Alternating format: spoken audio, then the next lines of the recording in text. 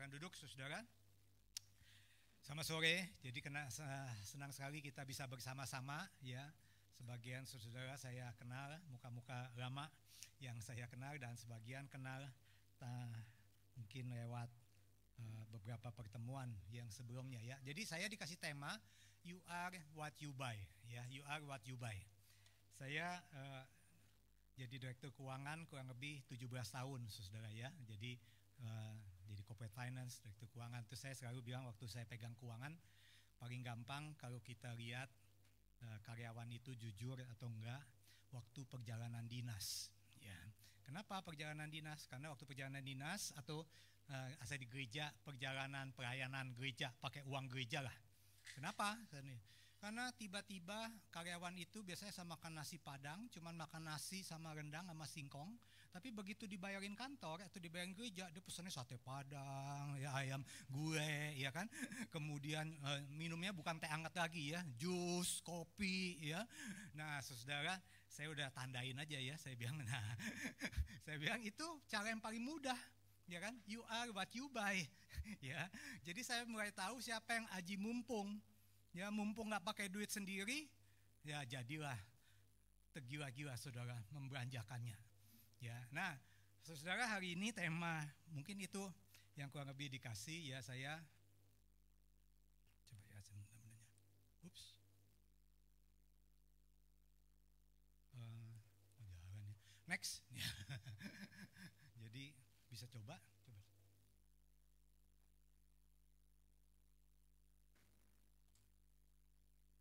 Nah, saudara, ini yang buku-buku yang saya pakai. Oh ya, terima kasih. Jadi saya memakai buku Dave Ramsey. Ini buku waktu saya ambil di seminari, saudara, tahun 2011 sampai 2013. Saya sempat berhenti bekerja jadi direktur keuangan, itu saya berhenti dan saya masuk seminari Southwestern Baptist Theological Seminary, ngambil Master of Christian Education, dan waktu itu saya ikut Dave Ramsey punya session ya. Dan salah satunya saya suka sekali cara dia membawakan dan lain-lain ya. Dan saya beri beberapa buku. Nah, ini yang saya pakai, salah satunya Complete Guide of the Money ya. Kemudian ada juga Family Finance Handbook dan Your Money Counts. Your Money Counts ini yang hari ini saya banyak pakai di dalam mempersiapkan sesi ini. Dan ada juga buku yang dikarang sama Pak Chandra ya, Prof Chandra, sekarang udah jadi Prof, Revolusi Uang ya. Jadi ini beberapa buku yang baik kalau saudara mau belajar tentang uang ya. Nah, saudara, saya takjub juga sih. Saya takjub, Alkitab itu mencatat tentang uang begitu banyak. Ya, ada 500 ayat tentang doa, 1000 ayat tentang iman, tapi 2350 ayat tentang uang dan harta milik. Ya, pasti ada sesuatu kalau Tuhan mempercayakan uang dan harta milik sampai dicatat begitu banyak dan disampaikan begitu banyak. Kenapa, saudara? Karena memang uang membuat kita terhuyung-huyung, membuat kita bingung, membuat kita pecah, bahkan membuat kita bisa bercerai. Ya, di Amerika itu salah satunya 56% perceraian karena masalah uang menurut Gallup. Ya, jadi uang adalah sesuatu yang penting. Nah, saudara, di dalam hal ini saya mau mulai dengan teori dulu, kemudian baru nanti beberapa aplikasi. Ya, hari ini saya banyak ngomong 2 hari ini dengan seimbang, mudah-mudahan tidak habis waktu. Jadi siapa yang berperan dalam keuangan? Ya, dalam masalah uang, anak-anak Tuhan. Pertama, saudara mesti menyadari ada peran Tuhan, Allah si pencipta dan si pemberi. Setuju, saudara? Yang kedua, ada peran kitanya. Bagaimana mengelola uang, bagaimana kita menjadi good steward. Ya, jadi saya melihat ini penting sekali. Jadi ada bagian Tuhan, saudara setuju nggak? Ada bagian Tuhan, yaitu bagian di mana saudara makin lama makin hidup, makin kawin lebih lama ya. Saya menikah tahun ini 34 tahun ya. 34 tahun. Makin lama menikah saya makin menyadari bahwa iya, God own everything ya kan, tadi disaksikan tuh, bahkan suami kita, pasangan kita itu pun milik Tuhan. Hari ini istri saya pergi ke Selat Panjang. Jadi dia pergi ke Batam dengan anak Saat dan juga dengan salah satu dosen Saat dan sama Ibu Yani di Unike ya. Jadi ada team up antara Saat dan Unike untuk misi ke Serat Panjang. Tapi kan baru kecelakaan ferry ya. Jadi tadi waktu dia mau berangkat dia fotoin dulu karcisnya. Nanti kalau saya hilang ini karcisnya ya. Nah saudara saya bilang kamu ini khawatir. Saya bilang ya kamu khawatir jadi saya khawatir ya kan. Jadi karena baru saja kecelakaan ya, kecelakaan di penyeberangan dari Banyuwangi itu kan ya. Kecelakaan itu membuat kita sama-sama tegang ya. Jadi perjalanan ombak gede dan lain-lain. Tetapi saya cuma menyadari waktu saya persiapan ini God own everything. Terus yang kedua God under control. Tuhan yang mengontrol segala sesuatu. Terus yang ketiga Tuhan adalah penyedia. Jehovah Jireh. Mari kita lihat satu-satu. Wah kekecilan ya. Jadi saudara, kalau kita melihat yang pertama kepemilikan. Mazmur 24 ayat 1, Tuhan adalah empunya bumi dan segala isinya. Saudara, Tuhan empunya bumi dan segala isinya. Waktu saudara nggak punya apa-apa, alangkah menghiburnya bukan? Menghiburnya kalau kita bisa mempunyai iman, Tuhan itu own everything. Ya. Jadi kalau kita lagi, kalau Tuhan yang punya segala sesuatu, pasti Tuhan tahu saya ini lagi nggak punya. Karena dia punya, Tuhan kita punya segala sesuatu. Ya. Dan waktu saya nggak punya, pasti Tuhan nggak tinggal diam. Nah itu salah satu iman yang kita punya mungkin dari Hagai 2 ayat 8. Kepunyaanku perak dan kepunyaanku emas. Kata Tuhan semesta alam. Kita bertanya-tanya kok gue gak punya. Ya, nah ini kan sesuatu yang kita mulai berpikir kenapa. What's wrong with us. Ya. Jadi cara pandang kepemilikan kadang-kadang kita katanya pengen punya sesuatu udah punya. Kita pegangin erat-erat. Ada satu hamba Tuhan mengatakan ada 3 tipe orang. Tipe yang pertama, tipe orang sekuler. Tipe orang sekuler itu, dia mengumpulkan sebanyak-banyaknya di dunia ini, dan dia timbun seperti Paman Gober, kemudian dia tidur di berenang di uang, ya. Kalau saudara masa kecilnya bahagia, saudara baca Paman Gober, ataupun masa kecilnya setua saya, ya. Jadi kalau enggak udah lewat Gobernya, ya. Jadi Paman Gober itu kan seperti itu berenang, terus dia diriin, bahkan di Alkitab juga ada kan, didiriin warehouse ya, gudang. Terus habis itu gudangnya kurang gede. Kenapa? Karena kita makin lama makin banyak yang kita tampung. Saudara ada satu rumah di Pondok Indah itu, saya kira showroom. Ya, dia mobil banyak, kemudian disorot pakai lampu. Ternyata bukan showroom, itu rumah salah satu lawyer. Jadi dia pajangin mobil-mobil macam-macam. Untuk apa? Karena bagi dia itu prestisnya dia. Itu nilainya dia, itulah dia, apa yang dia miliki. Jadi dia pikir semua ini saya bisa miliki, kata Tuhan. Itu orang bodoh. Kenapa? Karena kamu gak tahu besok mungkin habis begitu saja. Nah itu orang sekuler punya pandangan. Tapi ada lagi tipe orang kedua, sekuler Kristen. Dia berdoa, Tuhan tolong saya miskin, saya gak punya apa-apa, Tuhan berkati. Itu sudah Tuhan berkati, terus kasih tambahan, Tuhan kami bersyukur. Tuhan itu hebat bukan main. Tuhan Jehovah Jireh, Tuhan yang menyediakan. Wah dia berucap syukur. Terus terang Tuhan, waktu mata saya tertutup, biar mata Tuhan terbuka. Biar Tuhan mengawasi harta saya pagi, siang, sore, malam, sehingga tidak hilang. Terus waktu satu kali ada kebakaran, hartanya hilang, dia gak ke gereja lagi. Dia benci sama Tuhan. Dia bilang, Tuhan kenapa begitu? Ya, dan itu katanya pengkhotbah ini, itu sekuler Kristen namanya. Dia memakai Tuhan untuk menjadi alat, untuk memenuhi keinginannya. Dan ada yang ketiga adalah orang anak Tuhan. Ya, anak Tuhan adalah Tuhan yang memberi, Tuhan yang mengambil. Kalau aku dapat, pasti Tuhan mau percayakan. Kalau aku dapat lebih, barang siapa diberi lebih, diberi tanggung jawab juga lebih. Ya, kalau saudara dapat lebih banyak, pasti Tuhan punya maksud lebih banyak. Kalau saudara diizinkan Tuhan naik pangkat, pasti Tuhan mau punya maksud endorsementnya apa, usahanya. Tapi ada yang Tuhan bilang, orang ini belum siap untuk menerima itu. Nah ini saudara salah satu pandangan, salah satu menurut saya bagian yang terbaik dari Howard Dayton ini buku yang saya bawa ya.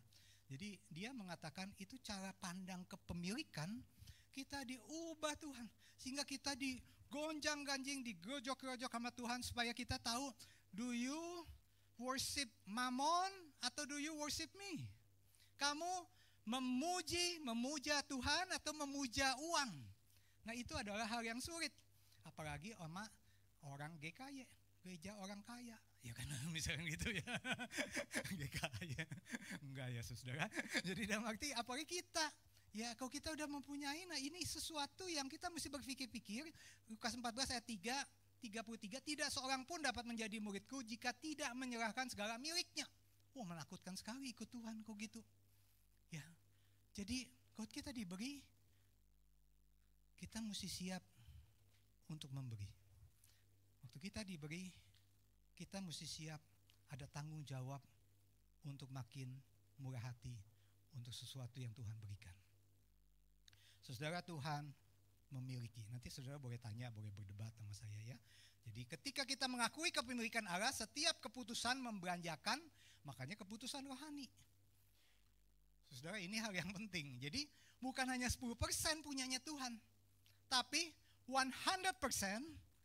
yang saya miliki adalah kepercayaan dari Tuhan. Nah itu yang paling sulit, sehingga waktu saya mau memakai uang saya bertanya sama Tuhan dengan baik-baik gak? Ya, bertanya sama Tuhan baik-baik gak? Saya menjadi anggota di Yayasan Saat.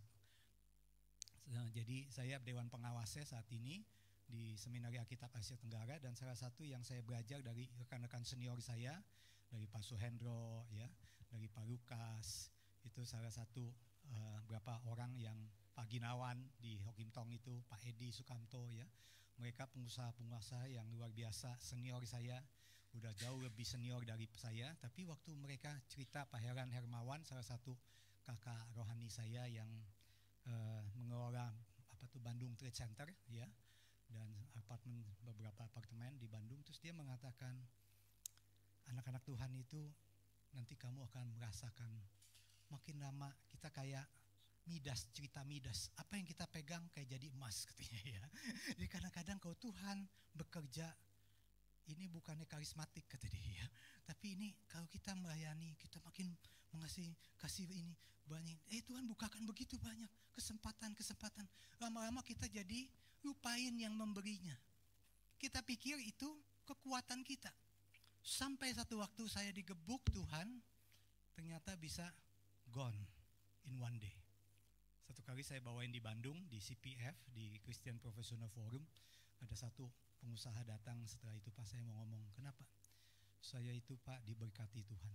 Yang punya BTC sebelahnya itu saya. Yang punya seberangnya itu saya katanya. Yang punya seberang sana itu juga saya katanya ya. Tapi saya jual, kemudian saya masukin ke Indosuria ya, apa namanya? Indosuria. Nah kemudian kenapa? Karena anak saya kerja di Indosuria dan saya mau bantuin dia. Tapi itu satu hari Pak, saya baru masukin seminggu itu collapse dan saya kayak orang gila. Tapi saya baru menyadari, it's not mine hari ini waktu dengar Bapak. Ini bukan saya. Dan itu sulit sekali waktu kita menggenggam begitu kuat, waktu kita merasa ini keberhasilan saya. Kita komplain begitu banyak. Untuk apa yang kalau Tuhan yang memberi, tapi Tuhan yang mengambil, sulit sekali seperti Ayub bukan? Nah ini adalah yang pertama. Yang kedua, saudara, di dalam prinsip pemilikan ini, saya rasa yang paling sulit bagi anak-anak Tuhan yaitu belajar rasa cukup. Ya, belajar rasa cukup. Kita harus terus mengingatkan, I'm coming. Kita datang ke dalam dunia ini bukan udah bawa handphone, betul? Bukan udah bawa duit. Kita datang nothing. Dan waktu kita keluar nothing juga. Nah itu adalah sesuatu yang antara nothing to nothing. Ya, apakah di tengah-tengahnya kita punya pembelajaran dengan uang dan properti dan kepemilikan? Kita bisa menyadari nggak? Ada Allah yang mempercayakan, Allah yang memiliki harta dunia, segala isi dunia ini Tuhan mempercayakan. Dan waktu kita mendapatkan message ini dengan kuat, itu membuat kita lebih berbijaksana. Saya sudah 30 tahun di Indosemen, saudara. Sepulangnya dari seminari, saya masuk lagi ke Indosemen dan saya dipercaya menjadi CEO di situ karena GKY nggak undang saya sih jadi hamba Tuhan, ya kan? Karena nggak ada yang undang saya, saudara. Habis dari seminari saya nunggu siapa yang ngundang ya. Yayasan Saat Saat nggak undang. Unike aja nggak ngundang saya. Kurang ajar juga kan, ya, nggak minta saya jadi hamba Tuhan full time ya. Jadi yang ngundang saya ada 5 perusahaan, akhirnya saya pilih masuk lagi ke Indosemen. Itu cerita yang berbeda. Tetapi apa poin saya? Poin saya adalah saya waktu bekerja 30 tahun ini saya makin tahu apa artinya steward. Banyak sekarang yang undang saya maupun anak-anak buah saya tanya, kenapa Bapak bisa dipercaya memegang perusahaan yang cukup lumayan, dan saya bilang modalnya cuma satu, I don't think this is mine. Ini kepercayaan, karena saya udah dilatih Tuhan, ini kepercayaan ini kepercayaan, dan jadi jangan sewenang-wenang. Kayak saudara kalau dipinjemin villa, terus lampunya nggak usah bayar, ya kan, pakai apa saja gratis. Apakah saudara jadi nggak matiin lampu, nggak matiin AC, ya kan? Sama kayak kita di loss listrik, betul gak? Nah, kadang-kadang seperti itu. Jadi ada satu waktu kalau kita dipercaya, do you use kepercayaan itu dengan baik-baik? Saya ambil contoh satu, saudara, misalkan hari Minggu, Sabtu, saya hampir tidak pernah pakai sopir. Padahal saya punya hak untuk sopir, ya. Kenapa? Karena saya pikir itu waktu saya, bukan waktunya untuk kantor. Kecuali kalau saya diundang kantor, ada kawinan, saya suruh masuk dia. Tapi kalau enggak, dia nyetir tadi 1,5 jam ke sini ya. Jadi menurut saya capek juga, nyasar lagi ya. Si teman saya ini, teman kampus saya bilang nanti berhenti di Benton Junction katanya ya. Saya berhenti di Benton Junction. Tempat parkirnya di belakang nih kan. Jadi saya baru tahu, waduh, ternyata mesti belok kanan, ini nukik gitu ya. Nah, saya baru nyadarin itu. Nah, saudara, kadang-kadang kita memakai semenang-menang karena mumpung dibayarin, mumpung saudara lagi berkuasa, ya. Nah, saudara, itu salah satu belajar rasa cukup. Enough is enough. Ya, enough is enough. Itu paling susah. Dan bisa gak kita menyadari bahwa Tuhan yang akan memberikan saya hidup yang berkelimpahan itu waktu ada Kristus, ada Tuhan yang hidup di dalam keluarga saudara. Nah, yang kedua, saudara, yang cukup sulit adalah menguasai rasa ingin memiliki. Gak pernah puas. Tuhan itu hebat, luar biasa. Di Alkitab itu mencatat, jangan mengingini rumah sesamamu, jangan mengingini istrinya, hambanya laki-laki atau hambanya perempuan, atau lembunya, atau keledainya, atau apa yang dipunyai oleh sesamamu. Sekarang saudara liatin terus Facebook, ya kan, Instagram atau TikTok dan lain-lain. Saudara lihat, si ini jalan-jalan, si ini jalan-jalan, ini jalan-jalan. Jadi saudara jalan-jalan mulu, nggak buat rumah, nggak bangun rumah, ya kan. Jadi semen volume turun dah ya. Karena anak muda lebih senang jalan-jalan, foto-foto di Instagram. Rumahnya nyewa, tapi jalan-jalannya udah tiap kali Malaysia, Singapura, ya kan, Kamboja dan lain-lain ya. Waduh, saya bilang silakan ya anak muda ya. Kenapa? Karena rasa tidak puas, pengennya dari mana? Karena melihat yang lain juga. Ya. Dan saudara, ini menjadi tamak, budaya nggak pernah puas, menjadi materialisme, ngukur. Jadi kita seolah-olah semua punya kita. Waktu persembahan mama saya itu, kalau saya persembahan, kan mama saya umurnya 92 tahun. Jadi dia itu orang susah. Waktu kami kecil saya susah benar ya. Jadi Bel tahu, Beliana ini teman kampus saya ya, sahabat saya waktu di Trisakti ya. Jadi kita dari kecil sedang lah ya. Sedang, ya kita sama-sama berjuang untuk bisa membiayai kuliah ya. Tetapi saudara, mama saya itu karena susah, jadi waktu saya kasih persembahan kan saya sekarang yang ngisiin. Saya isiin amplop terus diperiksa dulu. Kegedean, ketinin.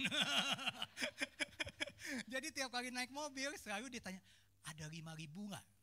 Ma udah gak laku 5 ribuan saya bilang. Ya 10 ribu udah 10 ribu. Tukerin dong mama, tukerin. Udah sini. Ya, saya amplopnya saya masukin. Tiap kali begitu. Kemarin ada hamba Tuhan datang dari gerejanya mau perjamuan kudus. Si Ana udah isiin terus dibuka dulu di depan. Kegedean, katanya. Mati dah ya. Udah gak ada jemaat lain. Masih. Nah itu mama. Saudara rasa apa tuh ya? Seperti Anania Safira itu kan. Belajar itu aja susah loh. Sampai 92 tahun belajar itu. Belajar memberikan bahwa ini semua punyanya Tuhan. Wah Tuhan menghajar luar biasa. Ya. Atau tipe Yudas yang menjual Tuhan akhirnya. Saudara tipe yang mana? Saudara udah lagi jual Tuhan. Ya, dengan terima kickback. Saudara mungkin karena kerjanya bukan nama orang gereja. Jadi saudara kerja di dunia sana. Ya, sehingga saudara terima kickback. Betul gak?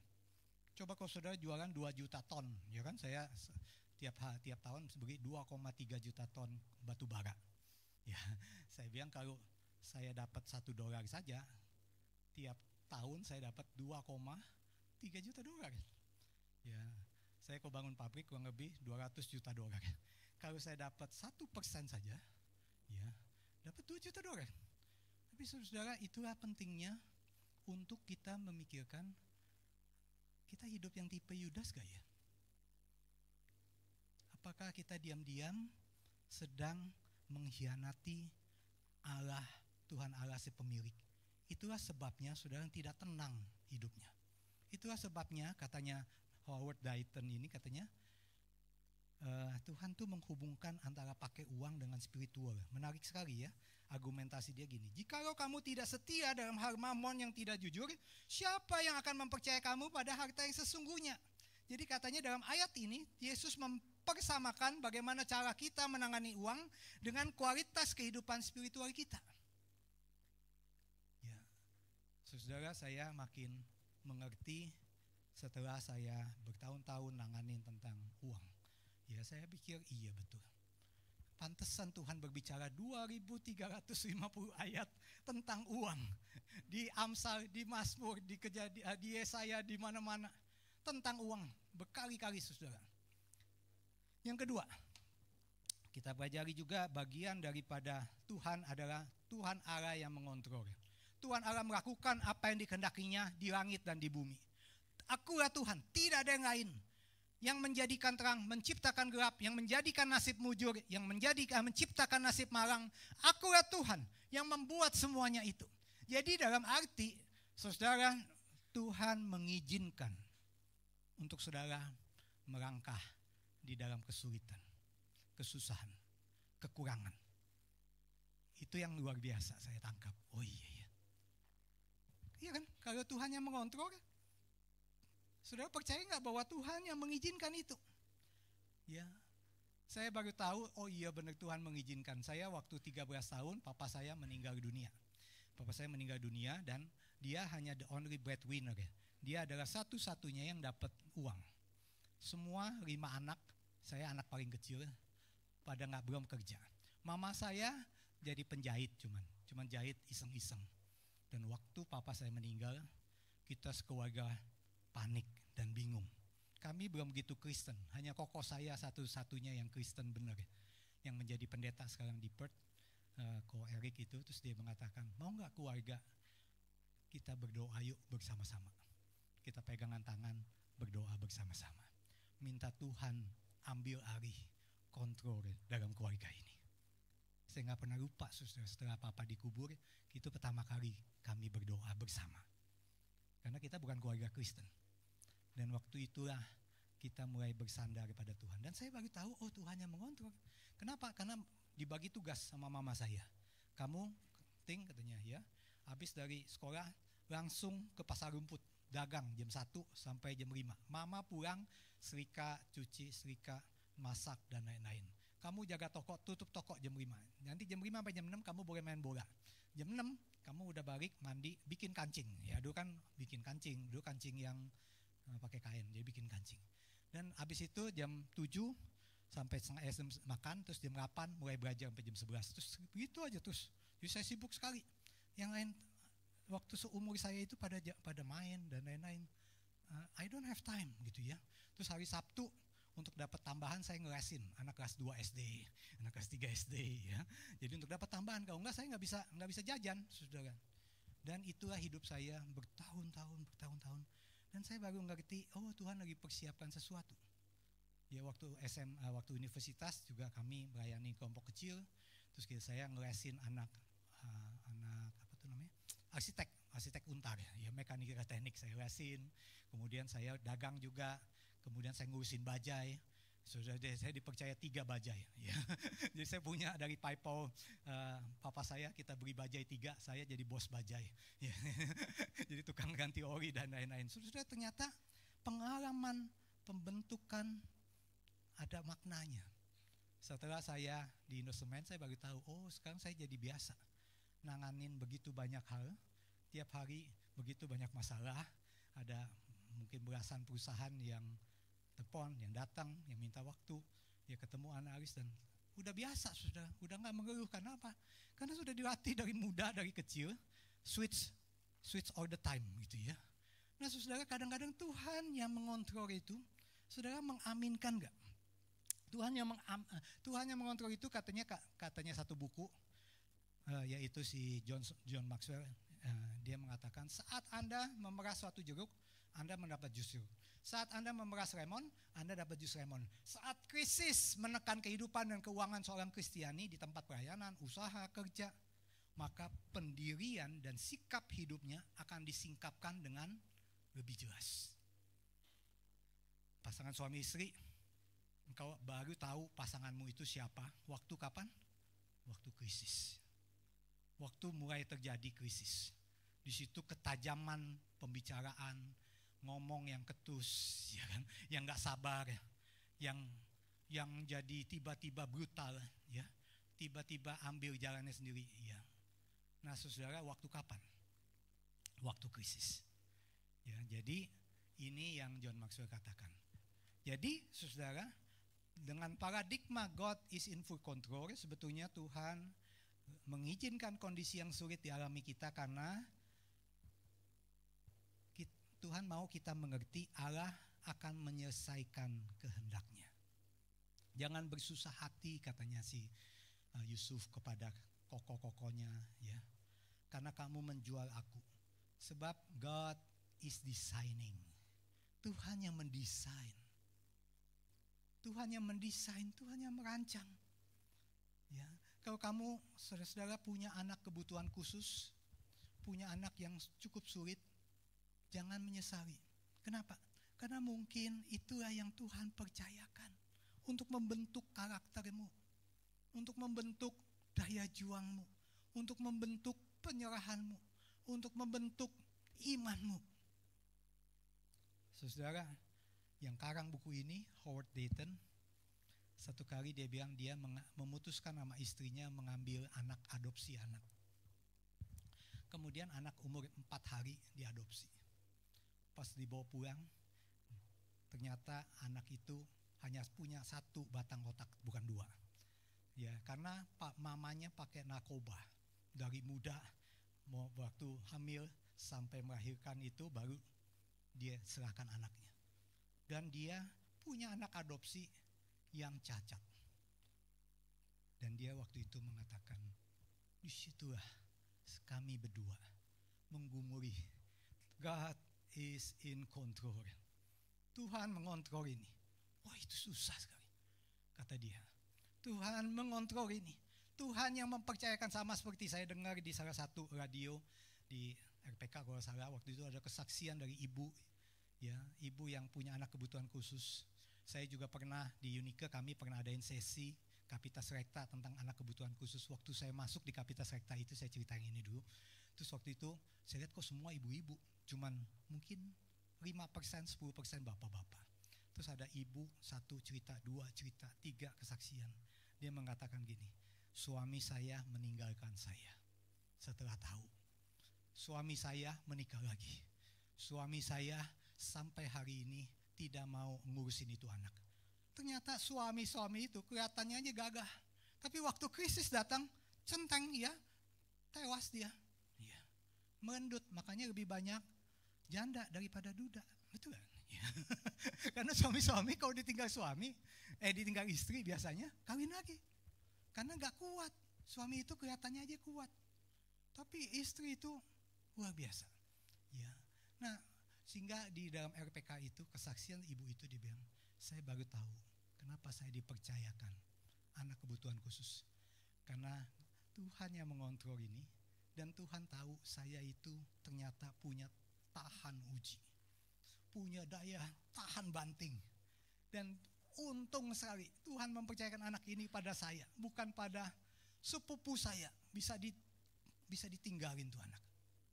Saya baru saja ngobrol dengan sepupu saya yang punya anak kebutuhan khusus. Dia mengatakan, gimana nih Ting? Dia baru ditinggal suami waktu COVID. Gimana ya?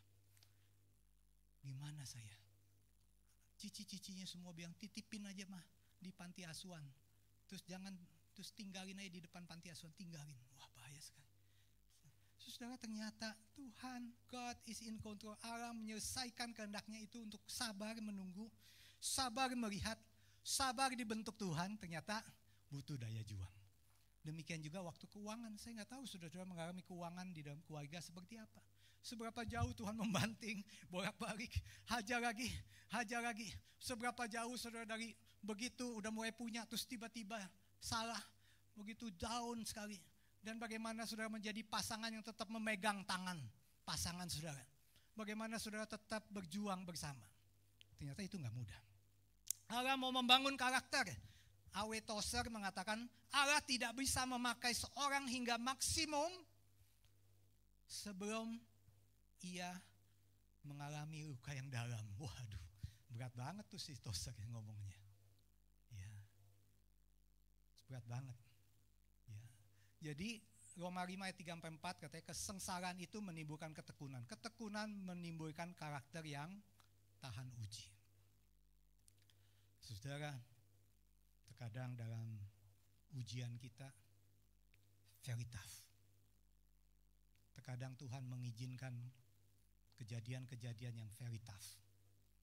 Sangat sulit.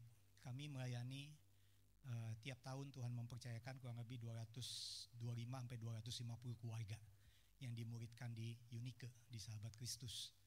Dan saya pegang biasanya yang kelas orang tua remaja adulting yang paling besar.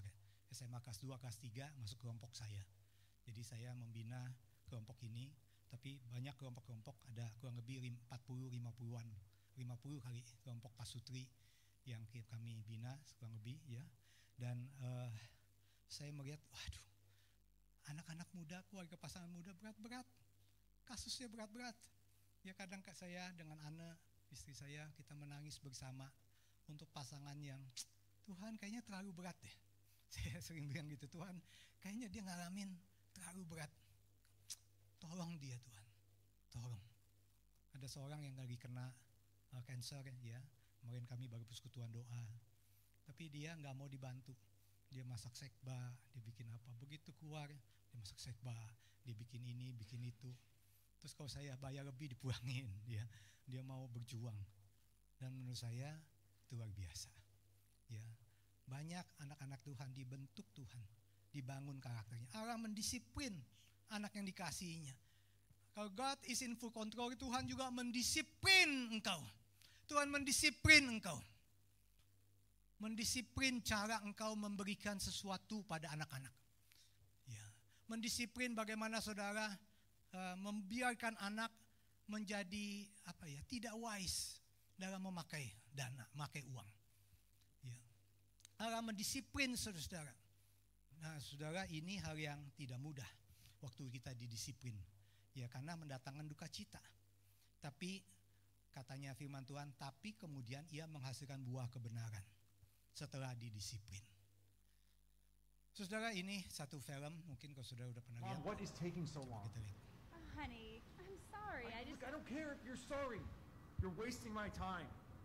Let's go.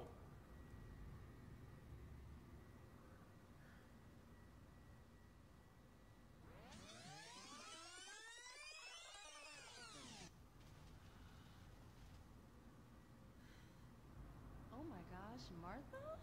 Is that you? Hi. Oh, hey.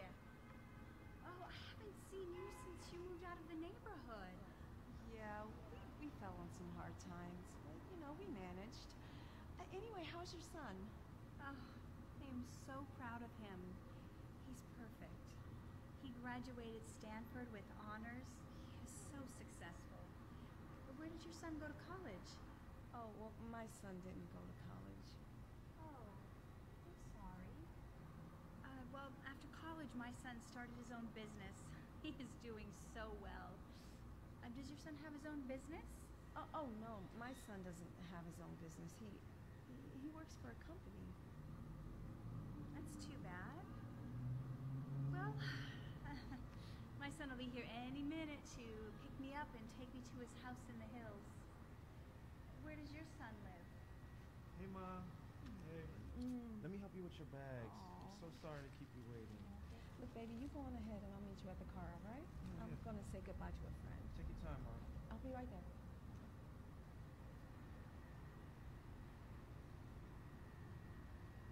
You know what? My son didn't go to college because I had gotten sick, and he decided to stay back and take care of me.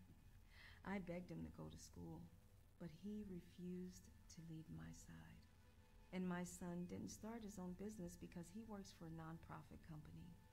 To him, it's not about how much money he makes, but instead about the difference that he can make in other people's lives.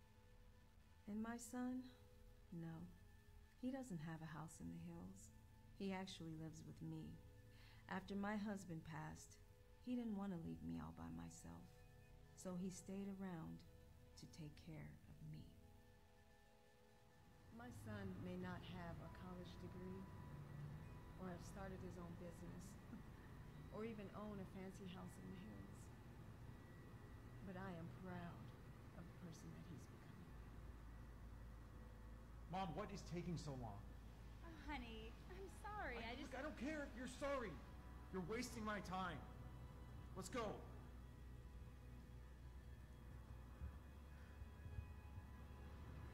At least my son knows how to help his mother.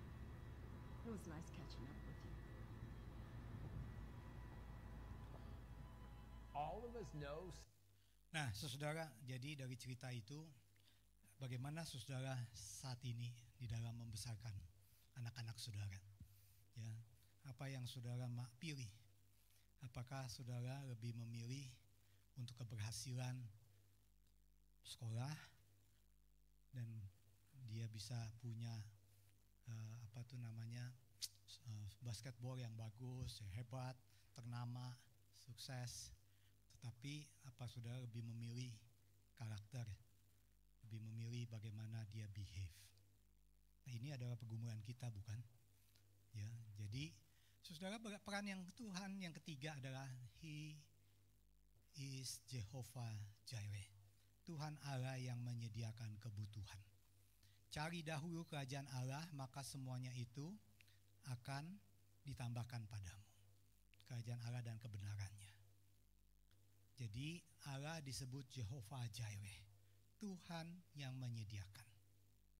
Jadi cara pandang yang dilatih adalah kapan dan bagaimana Tuhan akan menyediakan. Terkadang kita lagi bingung, ya kan, kondisi saat ini kita lagi nggak mudah. Ekonomi sebenarnya lagi nggak gitu mudah. Dan saya belakangan ini sering ketemu sama beberapa owner daripada perusahaan-perusahaan, ya. Kemarin baru ketemu salah satu owner yang tua, dia bilang, Christian, nggak usah khawatir, katanya. Bukankah kita ngalamin COVID? Dulu kita ketemu COVID, ya. Kamu yang bilang everything will pass. Kenapa kamu khawatir? Everything, Tuhan akan membiarkan kita, meneguhkan kita. Kita ikutin aja. Waktu kita mesti down, kita down dan kita siap-siap.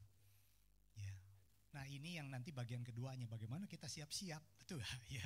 Kalau nggak siap-siap, nah bisa kolaps kita punya, ya. Jadi bagaimana, apa yang kita perlu siapkan? Apakah aku mengenal Tuhan lebih baik sewaktu menangani segala miliknya?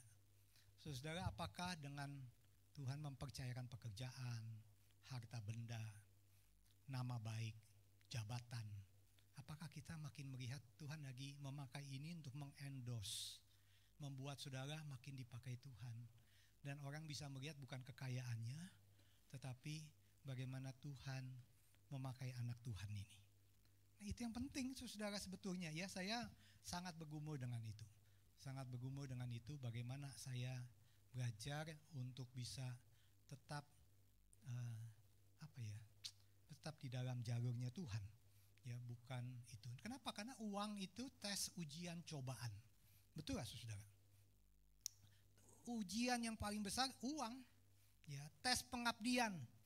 Untuk saudara mengabdi sebenarnya pada mamon atau pada Tuhan. Tes kepercayaan. Kalau kamu gak setia dalam perkara yang kecil, yang dalam hal mamon yang tidak jujur, bagaimana Tuhan mempercayakan lagi? Saudara, itu siapa setia dalam perkara yang kecil, Tuhan akan bukakan perkara yang lebih besar. Saya selalu sharingkan itu, dan saya pikir bukankah itu yang Tuhan lagi latih kita, anak-anak Tuhan. Ya, dan Tuhan juga lagi melatih penguasaan diri. Saudara, waktu saudara punya, yang dituntut akhirnya katanya bahwa mereka dapat dipercaya. Jadi dites bolak-balik sama Tuhan. Tes yang pertama, tes perpuluhan aja. Ya, ini nggak ada titipan dari pendeta di sini ya sama saya. Tapi maksudnya tes perpuluhan. Saudara kasih 10/10 nggak? Kalau punya gaji satiau kasih 10%, enteng ya kan? Ya, sampai ceng ya kan? Kalau punya gaji 30 juta, nah 10% 3 juta, mulai mikir. Kalau saudara gajinya 300 juta, ya kan? Kasih 30 juta, oh gede bener ya. Nah saudara, kalau saudara punya kangtau yang besar, waktu kita 10%-nya susah loh. Apalagi kita mempercayai bahwa 10% untuk Tuhan, 90% itu saya harus pakai dengan perspektif Tuhan. Ya. Kalau Tuhan memberi, makin banyak diberi, artinya makin banyak tanggung jawab. Ya, makin banyak yang kita mesti channeling. Ya, jadi berkat sana sini. Saudara, ini yang paling sulit bagi anak-anak Tuhan untuk tetap setia dalam perkara yang kecil. Waktu sudah dikasih 2 talenta, mau gak pakai 2 talenta itu dengan baik-baik. Ya. Dan sehingga Tuhan mempercayakan 3, mempercayakan 5, mempercayakan talenta-talenta yang lain. Dan sudah dibentuk untuk murah hati dan bersyukur. Waktu sudah dikasih, Tuhan juga melatih saudara untuk murah hati dan bersyukur. Kesulitan utama saya itu, untuk murah hati dan bersyukur. Kenapa? Karena dari keluarga susah kan saya bilang. Ya. Tapi untungnya saya ketemu sama istri saya yang dari keluarga Kristen dan dari keluarga yang murah hati. Keluarga yang memberikan everything gitu ya. Papanya adalah pendiri Tabita, saudara ya. Mungkin sebagian udah tahu, papanya Ana pendiri Tabita. Waktu dia punya furniture, dia jadi majelis bagian diakonia di GKI Halimun. Terus waktu dia datengin orang Chinese itu dulu miskin, gak punya peti. Dia sedih, jadi dia bilangin sama furniture-nya dia punya tukang kayu, disuruh bikin peti mati berbagai ukuran. Sampai dia meninggal umur 79, itu di gudangnya ada peti mati. Dia tinggal belakangan di GKI Kosambi Timur, yaitu gereja yang terakhir didirikan. GKI Halimun, kemudian ke Paduri terus habis itu Kosambi Timur, itu yang didirikan. Nah, waktu di Kosambi itu kalau malam-malam diketok pintu, engkong tuh si papanya Ana langsung bilang, umur berapa yang meninggal ya gitu. Langsung aja ya. Ini kunci, ya lu pilih. Udah biasa saudara. Orang kampung itu ketok pasti minta peti. Ya di Kosambi itu ya. Jadi dia selalu tanya gitu ya. Umur berapa yang meninggal ya? Nih kunci, cari sendiri katanya ya. Jadi saudara itu yang saya melihat, wah saya banyak belajar bagaimana kita belajar memberi murah hati. Saudara, pelatihan Tuhan ini penting. Nah sekarang udah mulai masuk sedikit praktis. Bagaimana cara mengelola keuangan? Pertama saudara, Tuhan lagi melatih kita sebenarnya, perhatian Tuhan itu stick to your needs. Stick to your needs. Dalam arti cut your wants. Jadi ada kebutuhan, ada keinginan. Nah saudara, waktu membelanjakan, saudara mesti tanya, ini kebutuhan atau ini keinginan? Ya, misalkan kalau saya ngopi di Benton Junction, itu kebutuhan atau keinginan? Itu keinginan, betul gak? Ya, waktu saya order GoFood, itu kebutuhan atau keinginan? itu keinginan sebetulnya. Karena saya bisa belanja, bisa masak sendiri di pasar. Lebih murah jauh sebetulnya, itu kebutuhan. Ya, jadi makanan, pakaian, asal ada makanan dan pakaian cukuplah katanya 1 Timotius. Jadi itu basic needs, kebutuhan. Jadi katanya Dave Ramsey, if you want to be successful in managing the money, first kita mesti tahu stick to your needs, cut your wants. Jadi kita mulai cut wants. Waktu saya mulai mendirikan Unike, dirinya di rumah saya. Saya baru kerja di Indosemen, gajinya 3,5 lah kurang lebih ya. Waktu itu masih staff biasa. Kemudian mendirikan Unike sampai saya amplop-amplopin. Gaji itu saya amplop-amplopin, terus saya bilang sama anak, nah kita nggak boleh makan di luar. Jadi kita nggak makan di luar 2 tahun kali.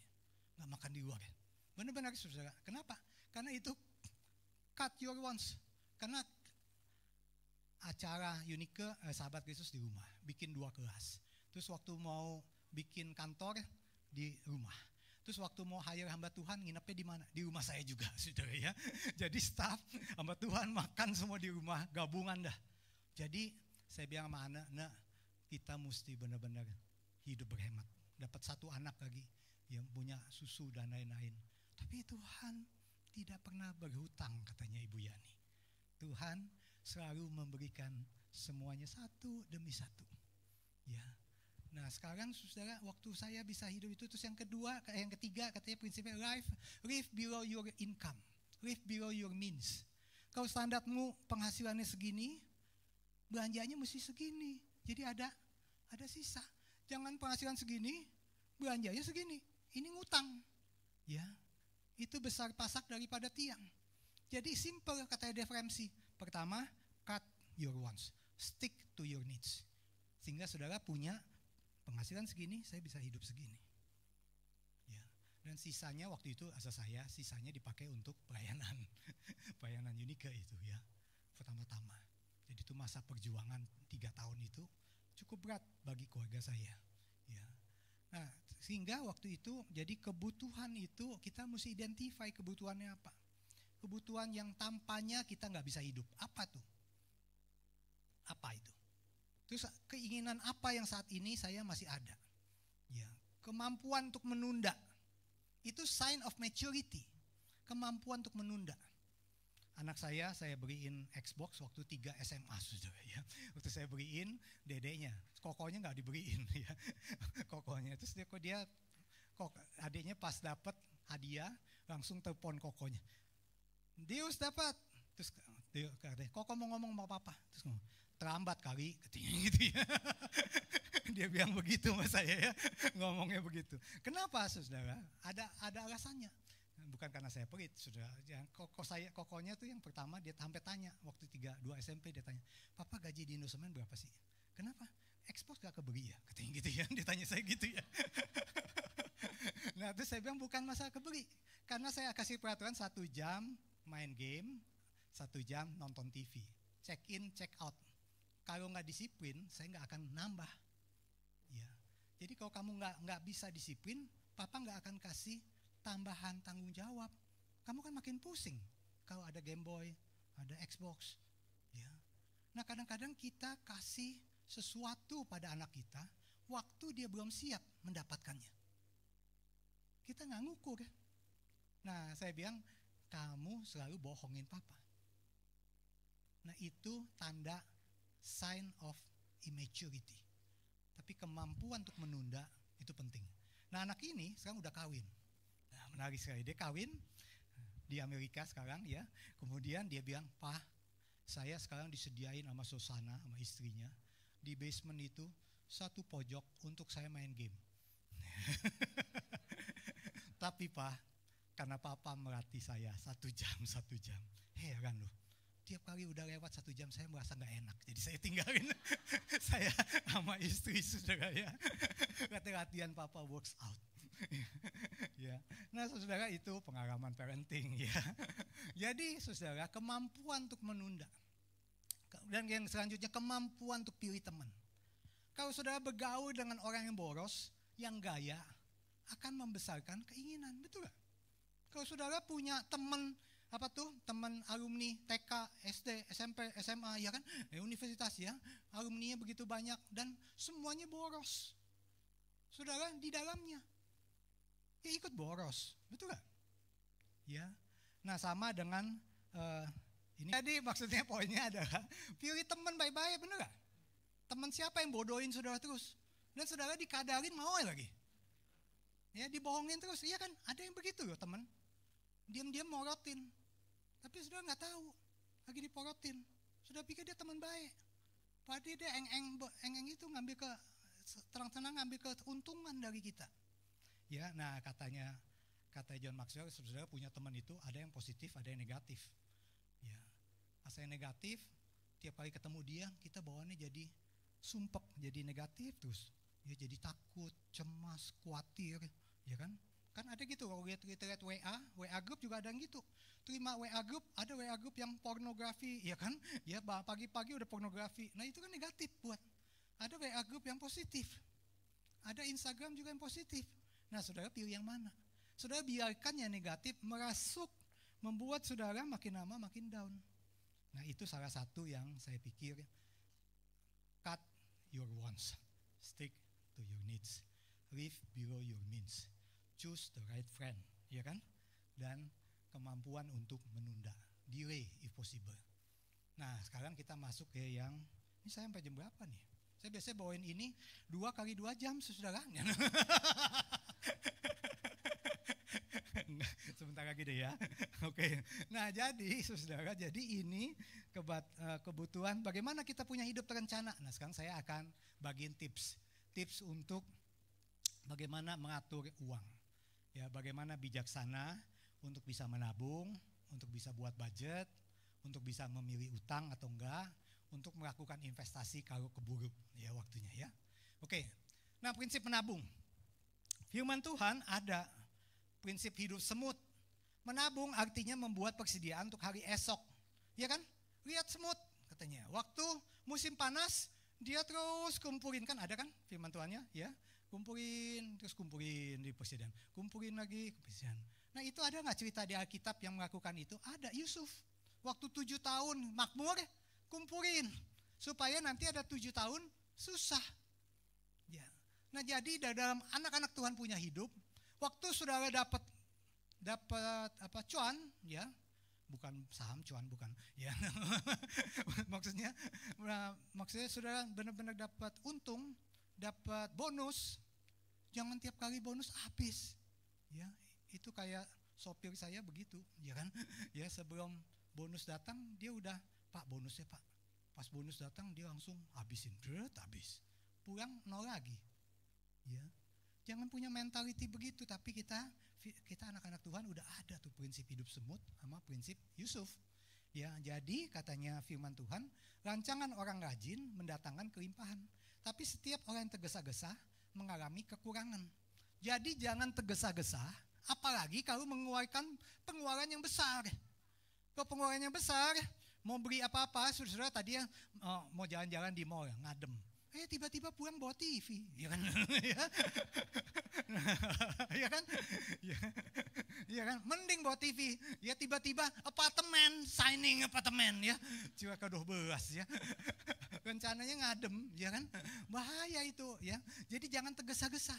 Kalau mau beli sesuatu yang besar, mesti ngambil jeda, kemampuan untuk menunda. Itu penting. Kalau kita didesak sama salesman, kita tahu how to say no.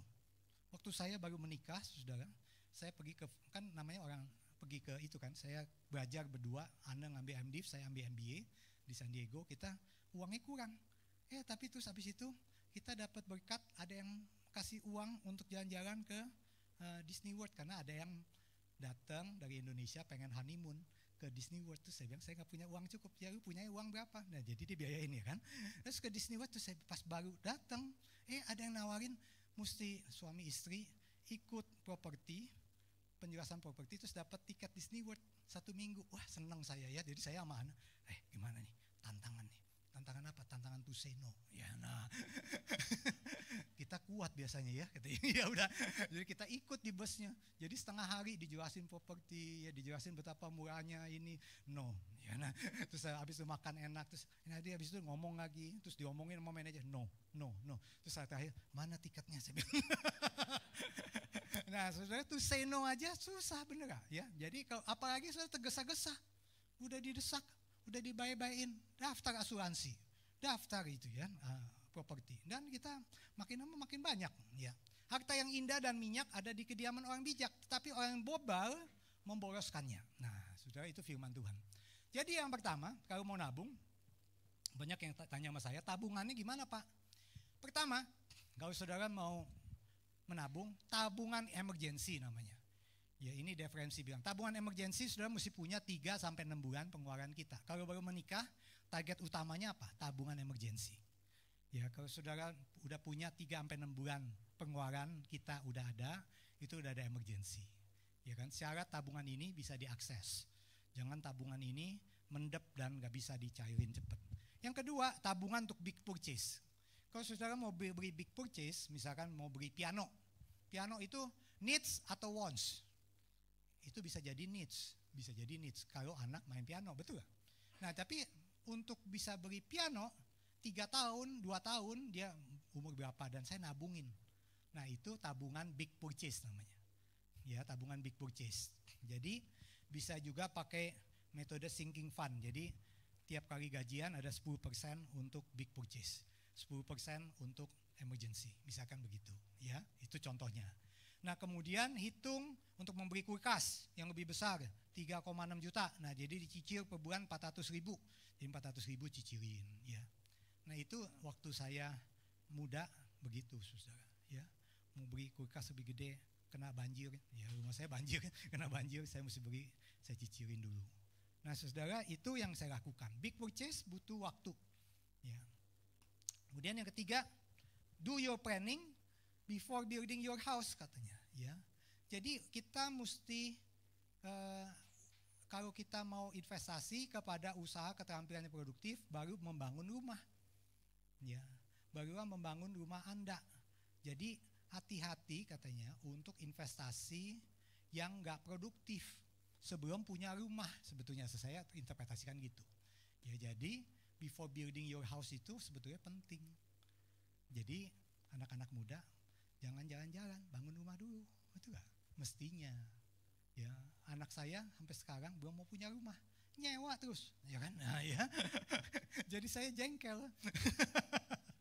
Jadi saya bingung nih anak-anak muda. Ternyata memang ada researchnya. Anak muda sekarang gak gitu mau punya rumah. Ya, nanti itu punya bahasan yang lain ya itu. Nah, jadi saudara, hidup hemat dan bijak itu bagaimana caranya? Pertama, saudara, pemasukan dan tabungan mesti lebih besar dari pengeluaran dan utang. Jadi saudara mesti punya pemasukan meningkat, pengeluaran meningkat. Itu bahayanya tadi, live below your means, live below your standar gaji. Begitu gaji naik, ini juga naik, saudara. Jadi susu-susuan. Akibatnya apa? Akibatnya saudara gak bisa kasih sesuatu yang lebih besar lagi untuk pekerjaan Tuhan, dan gak bisa sesuatu yang lebih bermakna. Tapi saudara terus menerus naikin biaya hidup, naikin jor-joran, ya, sampai begitu level yang tinggi. Saudara pakai yang bermerek, padahal gak perlu merek, ya kan? Ya, nah itu kadang-kadang membuat kita trap, membuat kita merasa kurang. Padahal karena saudara yang tidak bijak. Karena waktu saya lewatin, jadi mengatur keuangan, lakukan budgeting. Budgeting itu, saudara, saya mau tahu, saya mau tanya satu hal. Siapa yang catat pengeluaran? Coba. Ya, catat pengeluaran. Ya, puji Tuhan, ya banyak juga ya. Jadi catat pengeluaran. Jadi artinya tiap bulan kalau saya tanya, saudara tahu dong pengeluarannya, ya kan? Nah, itu bagus. Ya, itu cara budget sebetulnya mengatur uang, bukan diatur uang. Kalau yang nggak nyatet, tiba-tiba habis, ya kan? Tiba-tiba habis, karena saudara nggak mencatat dan nggak mengalokasi. Jadi katanya give every dollar, kata Dave Ramsey bagus ya. Give every dollar an assignment before the month begins. And track your spending throughout the month. Bagus ya. Jadi katanya tiap-tiap duit udah diadresin, lu kemana, lu kemana, lu kemana. Nah, itu sebetulnya budget begitu. Ya jelas saudara, kata istri saya, kamu tuh asal jelasin apa-apa, rumit tentang uang ya, karena dia anak sekolah teologi ngitung uang salah terus, sudah ya. Jadi pusing dia ya. Jadi anak itu kalau lihat uang pusing dia ya. Jadi nggak ngerti-ngerti. Dia udah ikut sesi ini 10 kali ada kali ya. Dia bilang kamu tuh ngajarinnya pusing. Saya bilang apa yang pusing? Ya kan simple ini ya. Jadi budgeting itu rencana strategi yang jelas, yang terukur. Nah katanya, kata John Maxwell bilang, semua orang ingin punya uang, semua orang ingin kurus tapi tidak mau diet. Semua orang ingin umur panjang tapi nggak mau olahraga. Semua orang pengen punya uang banyak tapi jarang buat budget. Nah itu sama. Ya, kata John Maxwell itu seruakannya sama. Ya itu sama kurang lebih. Jadi budgeting itu metodenya catat semua pengeluaran. Tiap minggu anak saya sebelum keluar negeri, sebelum dia SMA selesai, selalu 2 tahun suruh pegang keuangan keluarga. Jadi semua bon bensin saya, bonnya Anne, omanya belanja di tukang sayur, semuanya kasih ke anak saya. Anak saya suruh bikin laporan keuangan. Saya suruh gitu. Jadi saya training dua-duanya sudah. Dan nanti kalau dia udah masuk universitas saya tagih tiap bulan itu ya, tiap anak saya itu 2 beda. Yang satu anak yang pertama hemat luar biasa. Ya. Jadi kalau saya kasih duit nanti duitnya sisa di ujungnya. Asal anak saya yang kedua saya kasih 10.000 habis 10.000. Saya kasih 12.000 habis 12.000 pokoknya. Jadi saya kasih sama dia tiap 3 bulan. Yang pertama saya kasih 1 tahun sekali. Ya kenapa? Karena kemampuannya beda. Sudah mesti ngukur. Ada anak yang begitu, ya kan? Kita bisa lihat kayak gini nih, tuh. Kok ini rapat, artinya sudah hemat. Coba lihat. Rapat gak?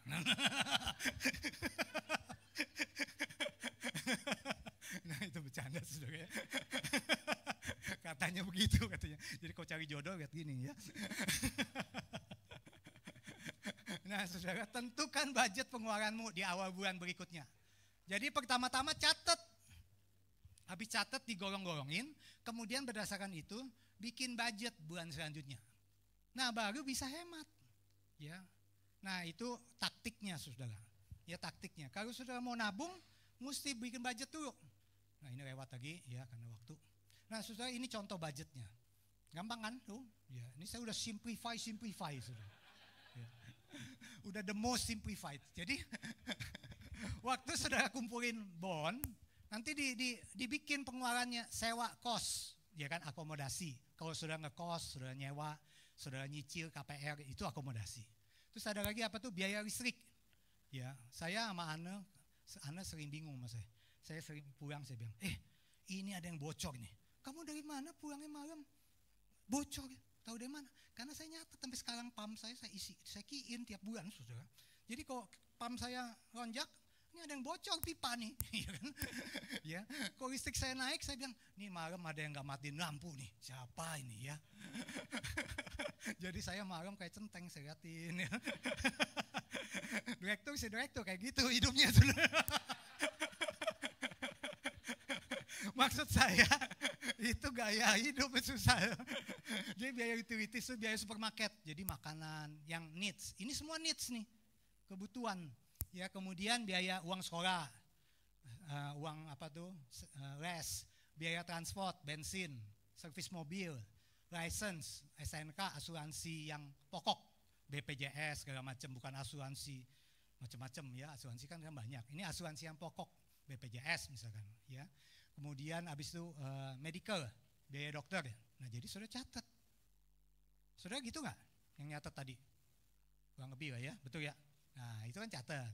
Terus habis itu baru biaya yang pengeluaran yang non primer.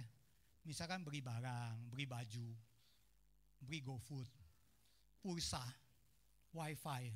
Ya, nah wifi bisa juga jadi kebutuhan sebagian bukan jadi kebutuhan lagi, ya kan? Netflix kebutuhan apa ini nggak tahu deh tuh ya.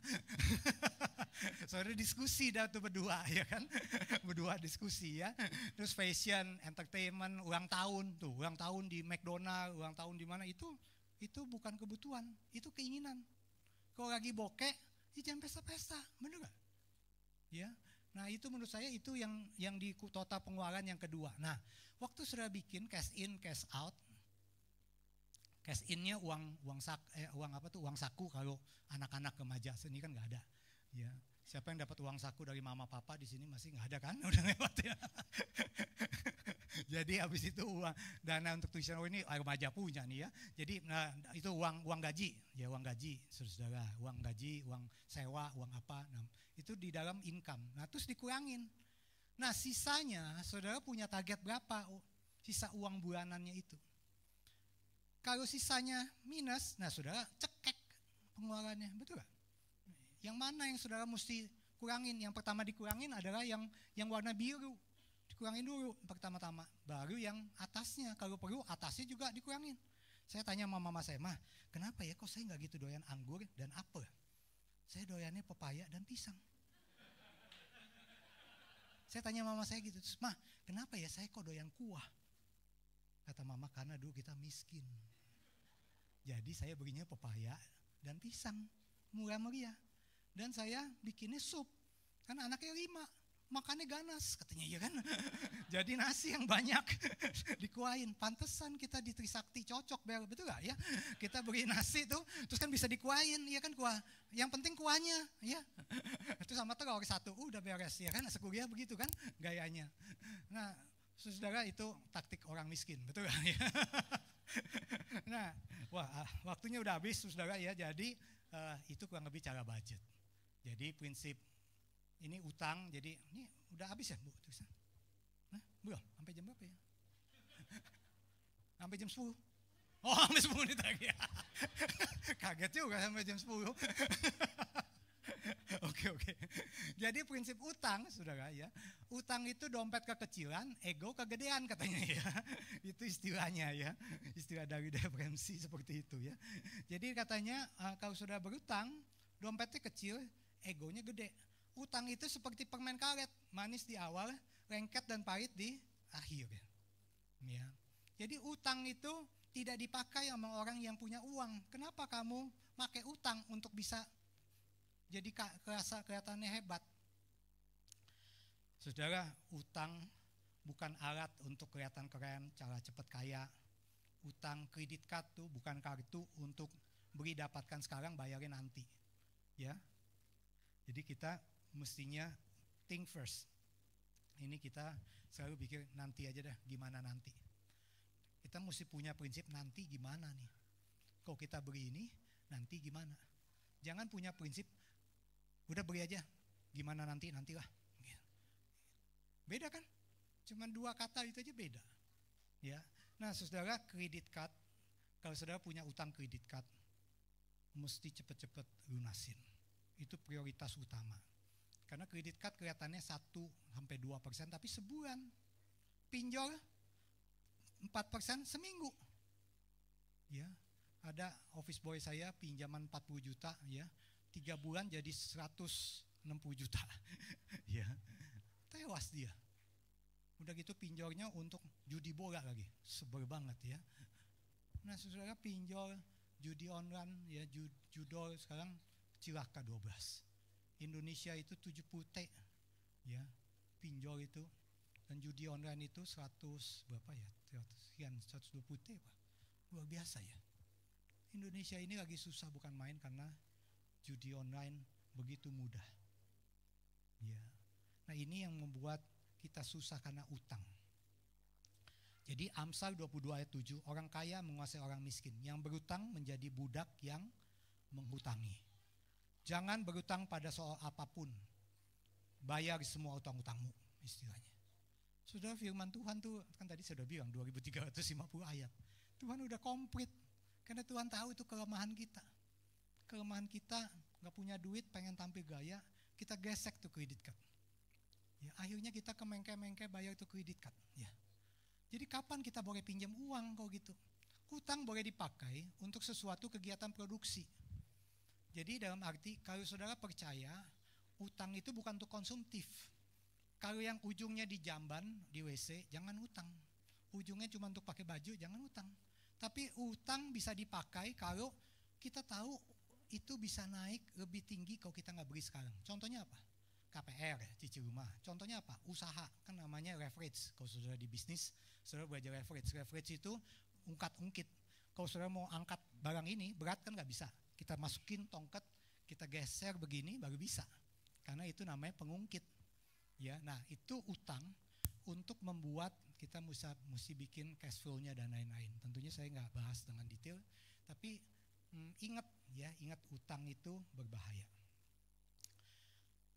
Kalau masih ada waktu, saya sedikit saja investasi ya. Kok banyak yang tanya saya tentang investasi. Saya biasanya jarang membawakan tentang investasi. Tapi ini karena di Karawaci, saya bahas tentang investasi. Kasih bonus, biasanya ini sesi sendiri ya, Tirsa tuh ya. Jadi dalam melakukan investasi, syaratnya satu, keep it simple. Keep it simple.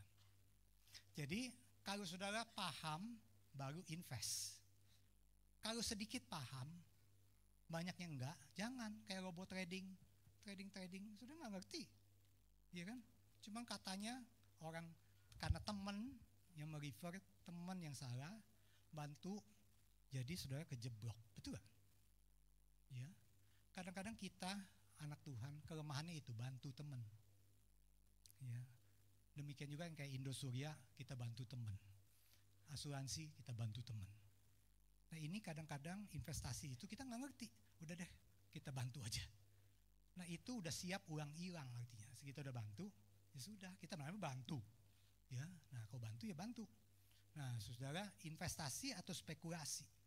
Saudara harus selalu bertanya, ini spekulasi, ini judi, atau saya tahu, saya ngerti. Jadi kalau saudara tanya sama saya saham investasi nggak? Investasi. Tetapi kalau saudara nggak ngerti, itu namanya spekulasi. Kalau saudara beli saham, sahamnya mesti tahu manajemennya, laporan keuangannya, ya kan? Jadi saudara mesti evaluasi dan saudara tahu dividen payout-nya, ya kan? Dividen payout ratio. Nah itu urusan panjang ceritanya ya. Tetapi kalau sudah saya ngomong gitu aja nggak gitu ngerti, ya udah jangan beli saham, ya kan? Itu simpelnya, betul lah ya. Kalau sudah beli saham, namanya sudah judi, ya kan, untung-untungan, ya. Jadi itu menurut saya yang saudara penting banget, ya kan. Jadi investasi dengan resiko saudara mesti ukur, jangan faktor untung-untungan gimana nanti, atau prinsipnya mestinya nanti gimana nih. Ya, kita mesti tanya, kalau kita investasi nanti ini gimana, pulangnya gimana, ya. Oh 3 tahun. Oh tiap tahun saya dapat ini, nah nanti gimana? Tanyanya gitu aja, ya. Nah jadi saudara, ya, reksadana, pasar uang. Jadi intinya resiko itu mulai dari deposito yang paling nggak beresiko menurut saya. Terus reksadana pasar uang resiko yang lebih rendah. Pasar uang itu bunganya kecil, tapi lumayan lah. Dia masukin ke sana kemari. Ya, jadi reksadana itu prinsipnya, kalau saudara nggak gitu ngerti, tapi saudara mempercayakan pada perusahaan yang capable, kayak misalkan Schroder, Esmore dan lain-lain. Terus dia yang invest dana saudara, masukin ke pasar uang. Asal pasar uang itu kayak deposito, ori, sukuk, kayak gitu-gitu, kecil bunganya. Tapi ada lagi obligasi pemerintah. Kalau saudara punya uang lebihan, bisa beli FR, ori dan lain-lain, itu cukup aman, ya. Terus obligasi koperasi, mulai sedikit resiko, tergantung koperasinya. Koperasi Telkom, BNI mungkin aman. Koperasi yang sudah nggak gitu kenal, bahaya juga, ya. Terus reksadana obligasi, nah artinya sudah mempercayakan pada orang lain untuk dia mainin obligasi. Reksadana campuran, artinya dicampur obligasi sama apa? Campurannya tanya, ini campurannya apa? Capcainya apa? Capcainya, ya kan? Ya, cainya apa ya? Kemudian habis itu reksadana saham. Nah dia main saham apa? Saham blue chips, saham tier 2, saham campuran 80-20, saham bank, saham apa, ya kan? Itu mesti dipikirin. Atau invest di saham, ya kan? Sudah mau invest misalkan beli INTP, nah ya kan INTP sudah mesti tahu INTP-nya. INTP itu Indosemen, ya. Jadi ada tikernya. Jadi saudara mesti tahu, mesti baca beritanya, apa yang saya ngomong sudah mesti tahu, ya kan? Nah itu contohnya. Terus venture capital, nah itu lebih bahaya lagi. NFT, Bitcoin. Kan si Trump itu kaya bukan main. Sebelum jadi presiden dia bikin NFT, tampangnya dia sama tampang istrinya. Tiba-tiba ini dia tahu waktu dia jadi presiden naik nih, Jadi dia dapat duit dari sini $300 juta, istrinya $200 juta. Jadi dia baru hari seminggu jadi presiden dia udah cuan. Yang gopetial. Luar biasa tuh emang ya. Jadi susah sekali presiden jadi pengusaha jadi presiden itu dia ya. Jadi conclusion saudara ya. Dave Ramsey mengajarkan prinsip 80-20 katanya. Untuk bisa berhasil dalam mengelola keuangan, winning at the money 80% itu behavior, tingkah laku, sikap, ya, cara pandang. 20% knowledge. Makanya saya panjang sekali di behavior. Mempertanyakan saudara-saudara, behavior saudara benar gak? Apa behavior saudara ini orang sekuler Kristen? Saudara sebenarnya bukan anak Tuhan. Saudara banyak kali tidak siap digojrok sama Tuhan. Saudara tidak siap merasa bahwa uang dan properti dan semua yang saya miliki Tuhan pakai untuk membentuk saya. Nah saya karena dibentuk sama Tuhan, jadi saya pikir-pikir iya ya. Jadi itu yang membuat modal menjadi pemimpin. Tenang. Tuhan udah izinkan kita masa yang susah. Masa ini pun Tuhan akan pimpin. Saudara 80-20 ini bisa melihat 80% itu mengakui, at least mengakui ini ada masalah prinsipal dalam keuangan keluarga saya. Apa tuh? Kita nggak pernah buat budget, honey. Nah kita bilang itu ya. Coba yang belum pernah buat budget, coba ngomong satu sama lain, honey, we never make budget. Ya, nah terus jadi pantesan nggak punya tabungan, ya kan? Pantesan nggak bisa nabung. Pantesan uang anak nih, sekarang anak TK kita mesti cepet-cepet nabung, anak SMP berapa tuh, terus SMA, ya universitas. Saya nggak pernah lupa waktu saya mau selesai kuliah, mama saya itu kan susah hidupnya, terus dia cuman buka, dia ambil dari kaleng, diambil lagi di kaleng itu ada kaleng lain, terus ada sapu tangan, terus ada lagi, terus dibuka, ini 2 batang emas, ini modal kamu di Trisakti. Gak cukup mah, gak cukup cuman itu. That's it. Sisanya kamu kerja dan Tuhan pimpin. Ya, saya gak pernah lupa itu. Mama saya tuh tabungin zaman dulu, dikit demi sedikit dibeliin batang emas. Nah, saudara mesti siap-siap. Itu behavior. 20% baru pengetahuan. Ya, demikian saudara. Mudah-mudahan saudara menangkap apa yang saya jelaskan. Saya serahkan pada MC. Ya, terima kasih. Asal mau tanya jawab apa enggak ya, nggak tahu deh ya.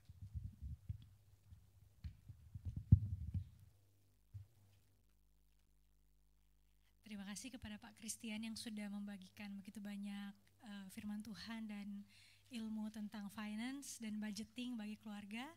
Semoga kita setelah pulang dari sini bisa discuss dengan pasangan bagaimana kita akan melangkah selanjutnya. Bapak Ibu, kita akan memberikan persembahan sebagai syukur kita dan komitmen kita mengakui bahwa Dialah yang mempunyai segala sesuatu dan Tuhan menitipkan berkat bagi kita untuk kiranya ini bisa menjadi kepanjangan tangannya bagi pelebaran firman Tuhan dan kerajaan Tuhan di muka bumi. Mari kita nyanyikan bersama-sama, jangan lelah bekerja di ladangnya Tuhan. Sambil Asher mempersiapkan diri untuk membagikan persembahan.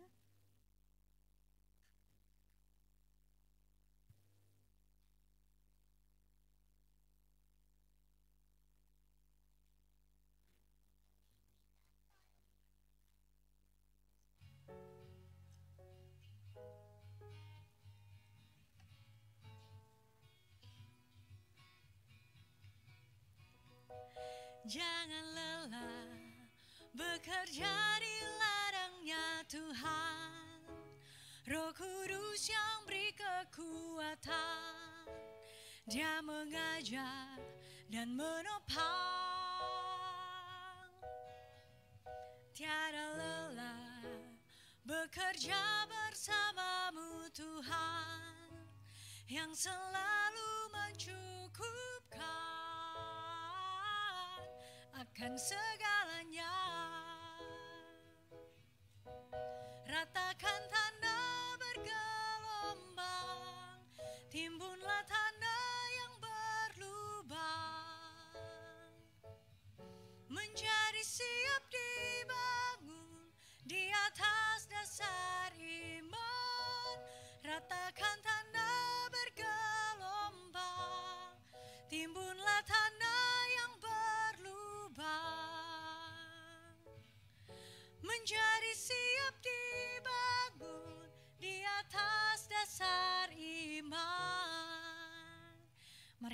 berdoa. Tuhan, terima kasih untuk persekutuan di malam hari ini, dan saat ini kami dapat memberikan persembahan. Tuhan, pakailah kiranya uang yang kami berikan agar ini bisa menjadi satu sarana pekerjaan Tuhan di muka bumi, khususnya bagi GKI Karawaci dan bagi pembangunan GKI Karawaci yang sedang kami doakan dan kami usahakan bersama. Tapi Tuhan, terlebih daripada itu, ajar kami untuk memberi dengan kerelaan hati, ajar kami untuk terus melihat dan percaya bahwa Engkau yang menyediakan kehidupan kami, baik di saat susah maupun senang. Ini doa kami di dalam nama Yesus Kristus kami berdoa, amin. Bapak Ibu, saat ini pengurus membuka satu kesempatan tanya jawab kepada pembicara. Bagi Bapak Ibu yang masih penasaran, mungkin follow up dari materi yang kita dengarkan bersama.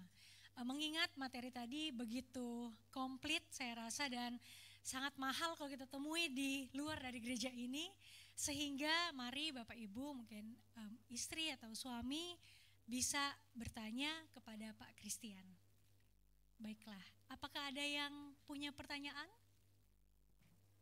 Boleh angkat tangannya dan nanti bisa langsung berdiri dan menyampaikan pertanyaan kepada pembicara. Ya, kepada Pak Beni dipersilakan. Mungkin terima kasih. Perkenalkan saya Beni. Mungkin pertanyaannya memang literally investasi ya Pak. Hanya mau mempersiapkan buat apa? Buat pendidikan gitu. Jadi kan inflasi pendidikan itu kan tinggi sekali. Jadi kalau misalkan saya baca di banyak artikel itu bisa sampai 7-9% per tahun, jauh lebih tinggi daripada inflasi tahunan umum di Indonesia yang biasanya sekitar 3-5% begitu. Nah, otomatis kan maksudnya kami butuh instrumen investasi, kalau enggak akan kekejar gitu, apalagi ekspektasinya dana yang dihabiskan untuk S1 saja itu 20 tahun lagi bisa 2,5 M-nya sana begitu kan. Nah, kami berdua milih instrumen emas gitu. Dengan adalah investasi tambahan dari emas tersebut, kita pakai apps digital. Cuma mungkin lebih ingin konfirmasi sih. Banyak dari kolega saya mengatakan bahwa emas itu bukan instrumen investasi, itu hedging gitu. Otomatis kamu nggak bisa nambah nilai, itu buat lindung nilai begitu. Mau tahu view-nya sih Pak Christian?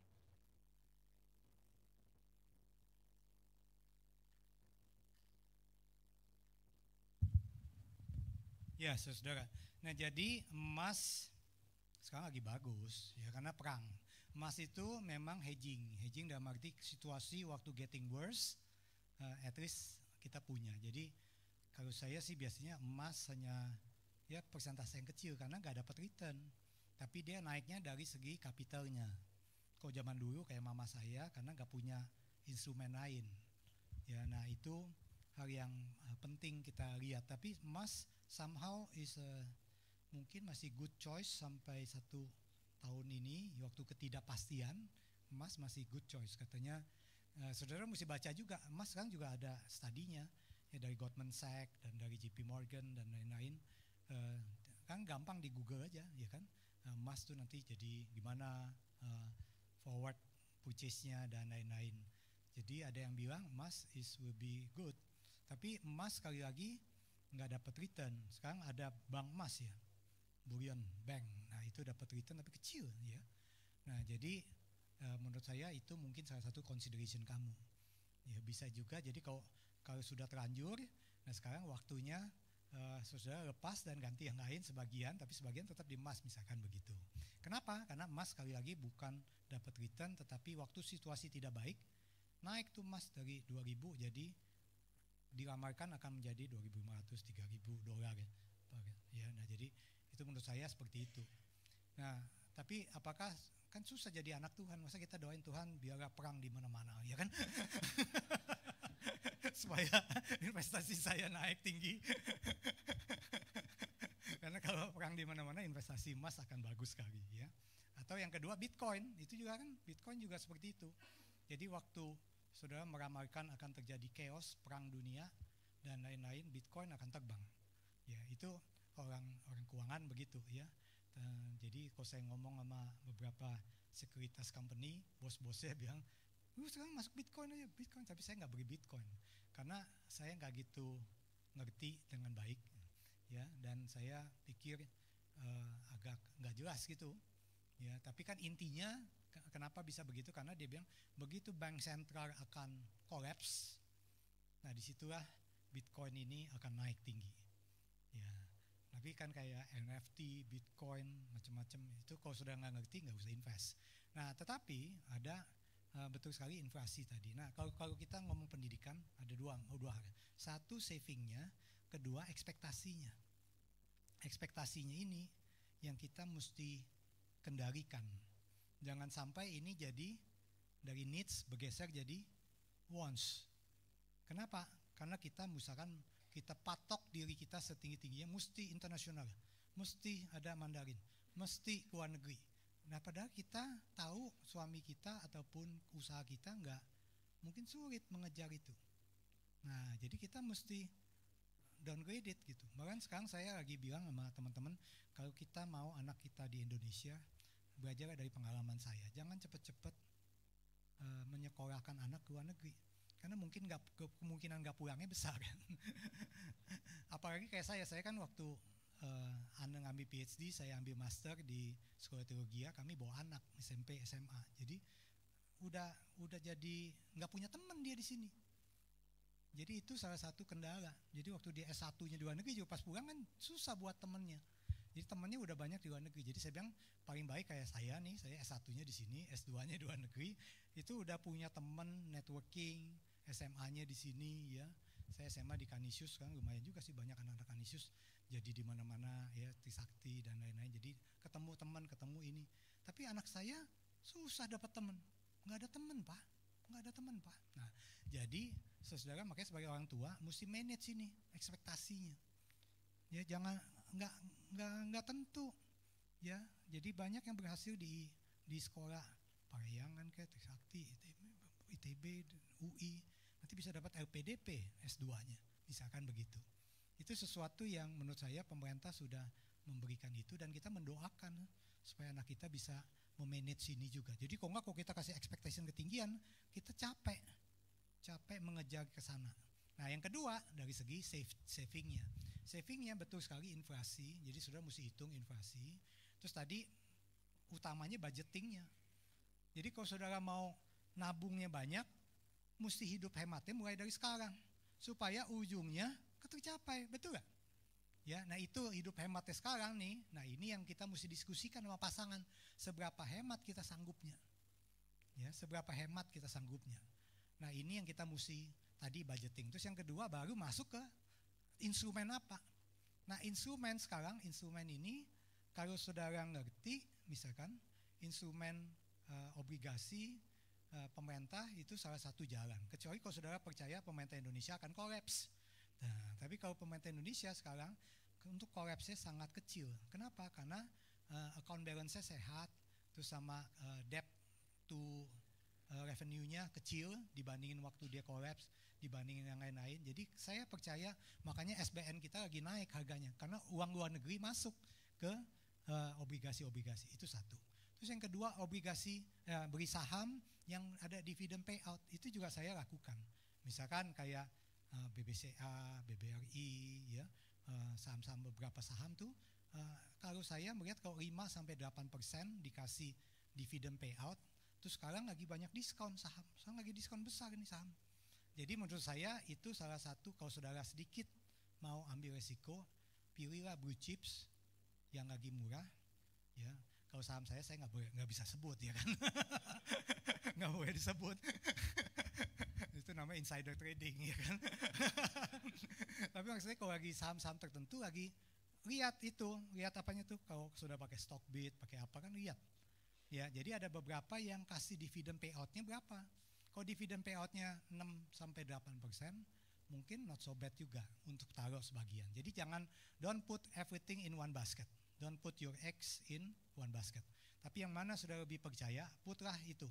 Kalau sudah percaya emas, ya udah emas 50%, 50% lagi mulai split. Misalkan begitu. Kalau saudara percaya obligasi 70%, 60%, yang lain split saham 10%. Obligasi korporasi juga bagus, operasi lebih tinggi. Misalkan obligasi dari Chandra Asri, obligasi dari Indah Kiat, obligasi dari Merdeka Cooper Gold misalkan gitu. Itu bunganya 8 sampai 10%. Jadi kalau sudah beli udah 100 lebih, bunganya mungkin turun, YTM-nya sudah lihat. Nah itu kurang lebih begitu. Jadi bagi. Nah sebagian deposito untuk tabungan emergensi tadi, ya supaya bisa diambil kapan waktu.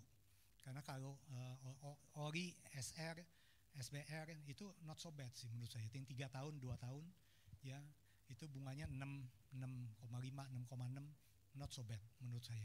Jadi itu bisa beat inflation kita kan sekitar 3 sampai 4. Itu bisa beat inflation. Nah kalau emas, kalau saham sifatnya agak untung-untungan, dan emas itu hedging. Kalau kondisi getting worse, we get security. Itu sebetulnya gunanya emas. Jadi cuman saudara tergantung apakah saudara expect perang akan berakhir atau perang akan membesar. Gitu. Kalau sudah perang akan membesar, berilah emas, ya kan? Gitu ya. Oke, mudah-mudahan menjawab. Terima kasih. Satu lagi Bapak Ibu ada yang ingin bertanya? Ya, silakan. Ya Pak. Kasih Pak waktunya. Pak, Bapak kan masih di RUT apa komisaris ya Pak? Di RUT. Tahun ini gimana Pak? Nah itu udah Karena saya lihat Bapak punya portfolio Q1 kan hampir 4 triliun ya Pak. Dan baru bagi dividen 250 miliar rupiah. Ya, dan saham sekarang 5.500 Pak. Kalau saya lihat 2020 Bapak kan sudah sempat 14.000. Dan sekarang trennya masih turun Pak. Dibanding tahun lalu aja Bapak 10.000 Pak. Harusnya bagus nggak Pak buat teman-teman di sini? Silakan 12. Karena NPM Bapak kan 5% lebih Pak. DER Bapak bagus 0,3. Artinya Bapak sehat urusannya Pak. Iya betul. Ya itu aja sih Pak. Mungkin bisa share ke teman-teman sini buat investasi yang baik Pak. Makasih. Nah saudara bisa baca di Stockbit, di Google, ya kan, pendapat saya, karena saya tidak diizinkan untuk membahas itu, ya itu namanya insider trading. Tapi saudara tadi dikemukakan hal-hal yang baik, dan berarti kalau saudara pertama mesti kenal siapa yang memanage, yang kedua lihat positif gak tuh P&L-nya. Jadi saudara kalau yang ngerti saham, kita mesti lihat P&L-nya, terus dividen payout ratio-nya, utangnya ada nggak perusahaan itu. Ya kalau utangnya sangat kecil, terus ya, income-nya sangat stabil, terus bagian dividennya bagus, ya kemudian sahamnya sekarang lagi terkoreksi, itu sekarang saham terkoreksi banyak, ya saham terkoreksi banyak, terus nanti akan ada perusahaan itu ada buyback saham, itu salah satu beberapa hal yang saya biasanya liatin kayak kemarin, kenapa saya contohin BBCA deh ya, BBCA itu direkturnya beli sahamnya di harga berapa? Nah saya catetin tuh di harga berapa dia beli ya. Ya karena ada anak Trisakti juga kan teman kita tuh ya, jadi bosnya ya. Jadi teman kita jadi bosnya. Tapi saya nggak bakal telepon dia Pak, saya nanya dia, hey BBCA gimana ya, dia pasti nggak mau jawab ya kan. Nah, jadi itu salah satu cara mengevaluasi. Jadi kalau saham itu sekarang saham memang lagi banyak diskon, tetapi sangat berbahaya. Kalau emas jaya, saham jeblok. Ya. Tapi kalau perang berhenti, Trump damai, saham terbang. Nah ini kan pilihan. Nah sehingga saya akhirnya pilih defensive stock namanya. Ya defensive stock itu saham yang memberikan return dari segi dividen payout. Jadi sepanjang dia kasih dividen, oke lah.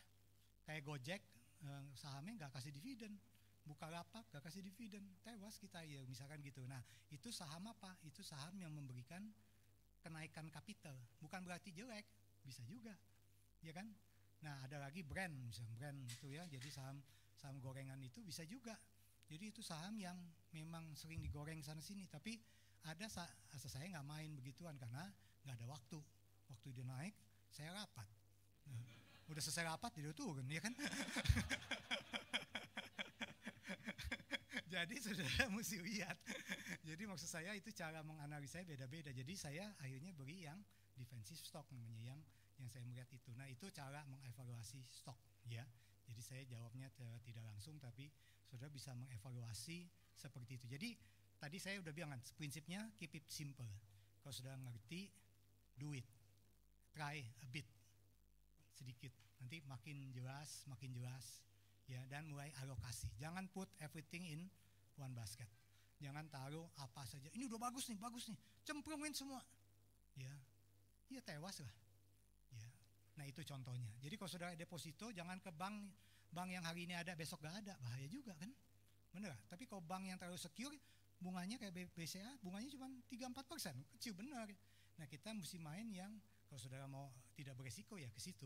Tapi mau main beresiko dikit ya masuk bank yang lain lah, yang sedang dikit, ya kan. Nah misalkan begitu. Itu juga deposito pun macam-macam, ya. Jadi saudara jangan beli minyak aja survei supermarket A, supermarket B, supermarket C, ya. Asal deposito juga survei dulu, ya. Oke, terima kasih ya teman-teman untuk perhatiannya, ya.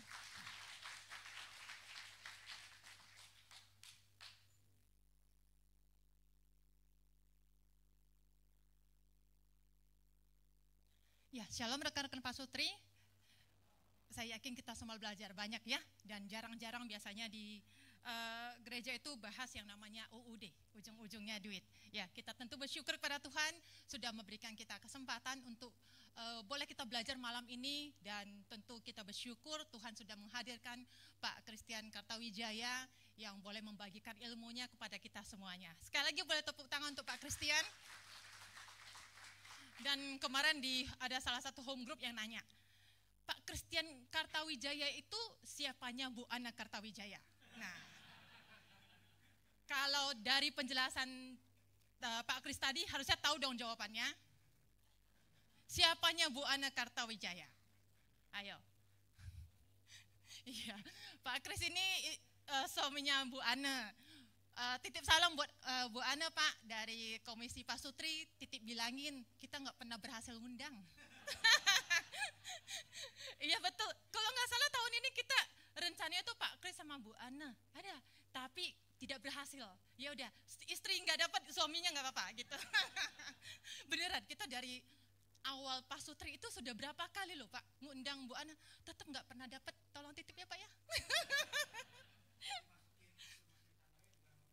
Bukan, kita kayaknya masih 3 tahun sebelumnya deh.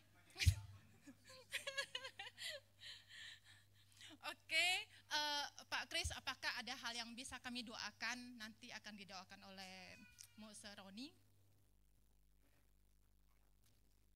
Oke, ada lagi Pak?